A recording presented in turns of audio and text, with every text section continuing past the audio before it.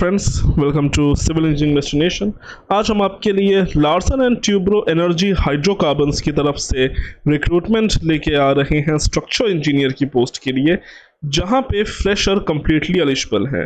तो एक बहुत अच्छा मौका है आप सबके लिए। बहुत टाइम से बच्चों की रिक्वायरमेंट थी कि सर एलएनटी में से वैकेंसी तो आती है लेकिन फ्रेशर के लिए नहीं आती है, तो उसके लिए आज हम आपके लिए रिक्रूटमेंट यहाँ पे लेके आए हैं।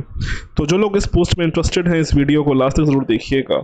और फ्रेंड्स, रेगुलर जॉब अपडेट्स के लिए अगर आपने अभी तक हमारे चैनल को सब्सक्राइब नहीं किया है तो आप कर सकते हैं, जहाँ पे आपको डेली बेसिस पे रेगुलर जॉब अपडेट्स मिल जाती हैं। और बाकी आपने अगर अभी तक हमारी वेबसाइट विजिट नहीं करी है तो आप कर सकते हैं, दैट इज़ www.engineeringdestination.com, जहाँ पे आपको डेली बेसिस पे जॉब अपडेट्स भी मिल जाते हैं। ठीक है, लिंक डिस्क्रिप्शन में दिया गया है, या आप हमारी वेबसाइट देख सकते हैं। यहाँ पे हमारे चैनल पे जितनी भी जॉब अपडेट्स होती हैं सबके बारे में आपको यहाँ पे पता चल जाता है। अब थोड़ा बात करते हैं रिक्रूटमेंट के बारे में। This is coming from LNT hydrocarbons, location Powai रहने वाली है। स्ट्रक्चर इंजीनियर ऑफशोर में वैकेंसी है प्रोजेक्ट मैनेजमेंट के लिए, जैसे कि आप देख सकते हैं। फ्रेशर कंप्लीटली एलिजिबल हैं। 0 से 5 ईयर का एक्सपीरियंस मांग लिया गया है।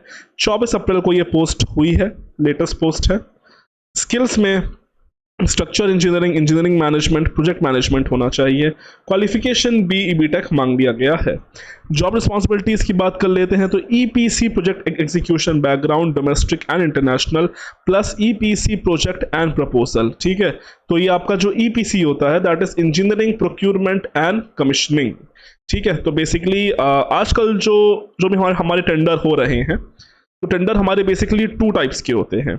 एक जो नॉर्मल टेंडर होता है, दूसरा होता है ईपीसी या फिर एलईपीसीसी।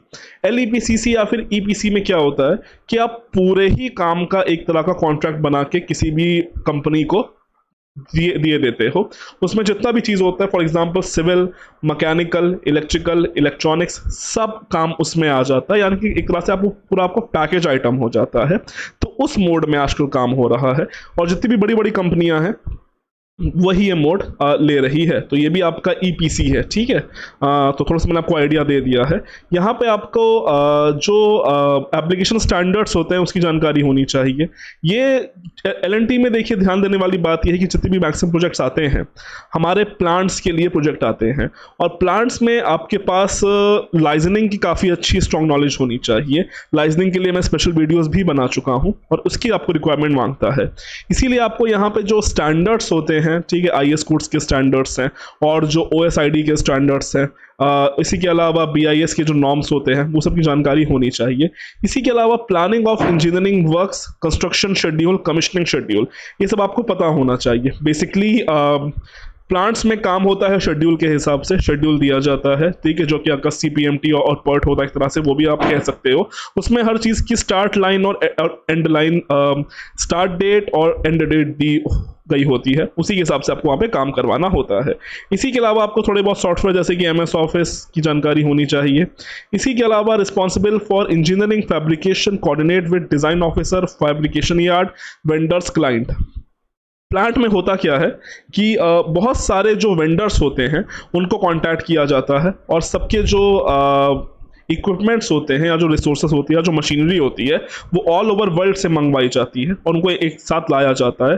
तो आपको बहुत ज़्यादा वेंडर्स और क्लाइंट से बात करनी पड़ती है। ठीक है, तो उन सब का मैनेजमेंट करना काफ़ी इंपॉर्टेंट होता है। इसी के अलावा जो भी इनका क्लाइंट है, बेसिकली इनके क्लाइंट्स ओएनजीसी, ईआईएल और अरामको है। ठीक है, तो उन सब की जो रिक्वायरमेंट वो आपको पूरा करना होगा। इसी के अलावा approval of vendor document, engineering drawings and documents. कोई भी वेंडर होता है, तो फॉर एग्जाम्पल अब अगर आपको एक कंपनी है, उसका अगर मान लीजिए आपको कुछ एक उसका टैंक बिठाना है, ठीक है, या फिर आपको उसका एक ट्रांसफार्मर बैठाना है, तो वो कंपनी आपको अपना ट्रांसफार्मर देगी, लेकिन उस ट्रांसफार्मर की जो फाउंडेशन है वो आपको बनानी पड़ेगी। तो उसके लिए जो ड्राइंग बनाना और उसको एग्जीक्यूट करवाना, वो सब काम यहाँ पे आपका रहने वाला है। इसी के अलावा assistant to site team QA/QC during FAT and SAT and site checking for the approval. अभी फैट और सैट क्या होता है, तो बेसिकली देखिए, बेसिकली फैक्ट्री टेस्ट होता है। कोई भी मशीन आपकी जो आती है, ठीक है, उसके टेस्ट होते हैं दो जगह टेस्ट होते हैं। पहला तो होता है जो उसकी फैक्ट्री होती है, वहाँ पे उसका जो टेस्ट होता है उसे हम कहते हैं फैट। और वो जो जब मशीनरी आपकी फैक्ट्री से हट के साइट पे आपकी इंस्टॉल हो गई है, तो जो साइट पे जो टेस्ट होगा उसे हम कहेंगे सैट। तो ये होता है बेसिकली फैट और सैट की, जो मशीन आपकी जैसे फैक्ट्री में काम कर रही थी सेम वैसे आपकी साइट पे भी काम कर रही है या नहीं। तो वो थोड़ा देखना होता है, वो क्लाइंट के साइड से ही अप्रूवल होता है बेसिकली, मतलब आपको ही करना पड़ता है लेकिन देखना पड़ता है थोड़ा सा, ठीक है। इसी के अलावा यहाँ पे आपको स्ट्रक्चर इंजीनियरिंग और जो प्रोजेक्ट साइकिल होता है थोड़ा बहुत ध्यान देना होगा। बाकी थोड़ा बहुत एमटीओ है, ठीक है। और बाकी थोड़ा बहुत चीज़ें आसानी हैं, कुछ बहुत ज़्यादा मुश्किल नहीं है। थोड़ा बहुत अगर आपने थोड़ा बहुत प्लांट में काम किया है या फिर वो चीज़ें पता हैं तो उस चीज़ में आपको यहाँ पे काफ़ी ज़्यादा हेल्पफुल रहने वाला है। लेकिन ले देके पोस्ट काफ़ी अच्छी है, काफ़ी कुछ सीखने को मिलेगा, काफ़ी कुछ करने को मिलेगा, ठीक है। सैलरी बात कर लेते हैं, एक्सपेक्टेड नियर अराउंड 50,000 के आसपास आपकी रहने वाली है। बाकी अप्लाई करने के लिए अप्लाई के ऑप्शन में जाना है, वहाँ जाके आप लोग अप्लाई कर पाएंगे। बाकी इसकी सारी जानकारी आपको हमारी ही वेबसाइट पे मिल जाएगी, लिंक डिस्क्रिप्शन में दिया गया है।